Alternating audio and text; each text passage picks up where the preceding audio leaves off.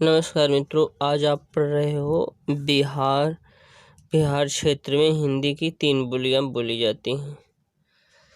बिहार क्षेत्र में हिंदी में 3 बोलियां बोली जाती हैं। बिहार क्षेत्र में हिंदी की 3 बोलियां निम्नलिखित हैं। मगही, भोजपुरी और मगधी। तो पहले देख लो मगही। मगधी अपभ्रंश से विकसित हुई है। यह पटना, गया, पालुम, हजारीबाग, मुंगेर, भागलपुर और इसके इलाके के आसपास बोली जाती है।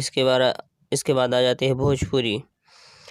मगधी अपभ्रंश के पश्चिमी रूप से विकसित हुई है। इसके क्षेत्र बनारस, जौनपुर, मिर्जापुर, गाजीपुर, बलिया, गोरखपुर, देवरिया, आजमगढ़, बस्ती, शाहाबाद,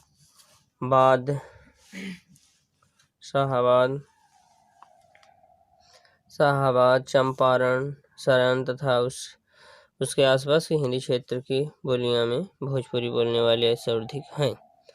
भोजपुरी हिंदी की वह बोली है जिसमें सर्वाधिक फिल्में बनी हुई हैं।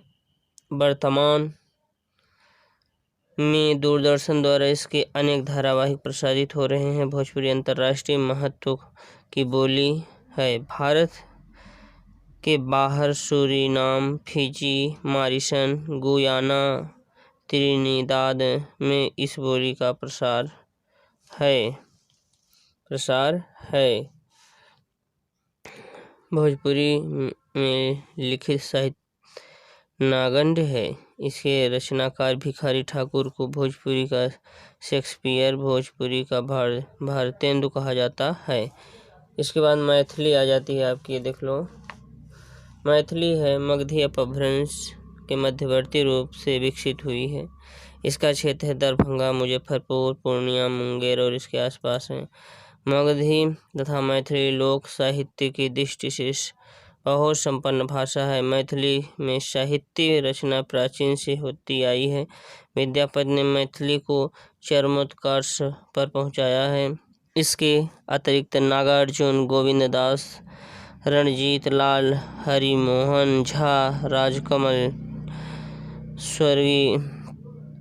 स्वरगंधा मैथिली प्रमुख साहित्यकार इसके हैं। अब आ जाइए, इसके बाद आपको बताता हूँ मैं हिंदी भाषा की लिपि। हिंदी भाषा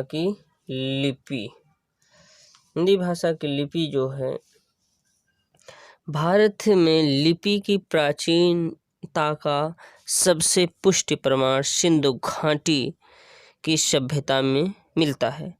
नगरी अथवा देवनागरी का सर्वप्रथम उल्लेख 8वीं सदी के गुजराती राजा जयभट्ट के लेख में मिलता है। देवनागरी हिंदी भाषा की लिपि है, ठीक है। गुजराती राजा सबसे प्रथम में उल्लेख इनके जयभट्ट के लेख में मिलता है। देवनागरी हिंदी भाषा की लिपि है।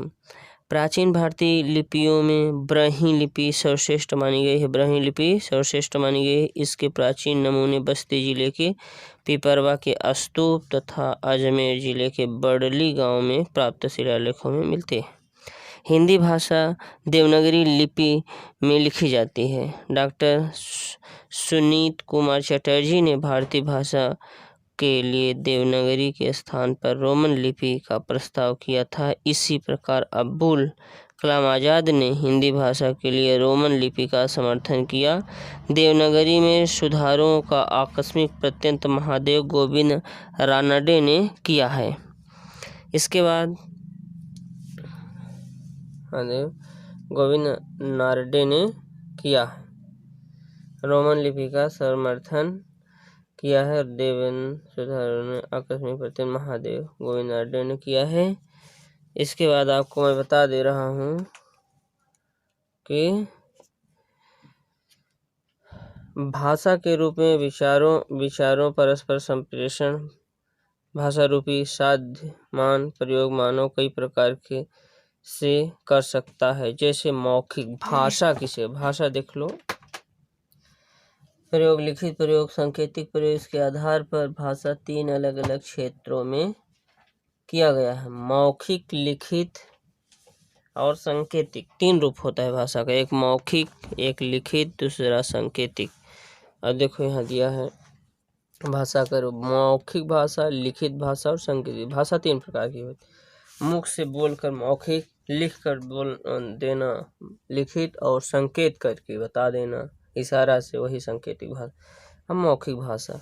मौखिक भाषा भाषा के क्षेत्र, भाषा के जिन रूपों का प्रयोग हम स्वतंत्री वाणी की सहायता से करते हैं वह भाषा का मौखिक रूप कहलाता है। यह सरल शब्दों में हम कह सकते हैं कि बोलकर प्रयोग की गई भाषा मौखिक भाषा कहलाती है। भाषा के मौखिक रूप का प्रयोग हम अपने जीवन काल में सबसे पहले करना सीखा है। आदमी जीवन काल में सबसे पहले सीखा है पहले से, इसलिए मौखिक भाषा का मूल रूप कहलाती है। मौखिक भाषा को संरक्षित नहीं कर सकते हैं, कारणवश यह मूल रूप से तो है परंतु अस्थायी है। यदि वर्तमान में तकनीकी ने इस कथन को झुठला दिया। लिखित भाषा भाषा का वह रूप जिसमें विचार विनिमय के लिए हम लिखित चिन्हों संकेतों का प्रयोग करते हैं। ठीक है, लिखित चिन्हों का प्रयोग करते हैं।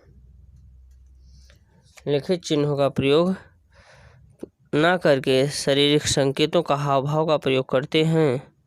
ये वाला चिन्हों का, संकेतों का प्रयोग करते हैं, वह भाषा का लिखित रूप कहलाता है। लिखित भाषा सदैव मौखिक भाषा के उपरांत ही समर्थन हो सकता है। लिखित रूप भाषा को स्थायित्व प्रदान करता है, अतः यह भाषा का स्थायी रूप कहलाता है।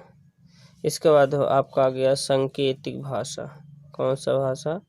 सांकेतिक भाषा। कई बार अपने विचारों को व्यक्त करने के लिए हम ध्वनि या चिन्हों का प्रयोग न करके शारीरिक संकेतों का, हाव भाव का प्रयोग करते हैं। भाषा का यही रूप सांकेतिक भाषा कहलाता है। बहुत से व्याकरण शास्त्री सांकेतिक भाषा को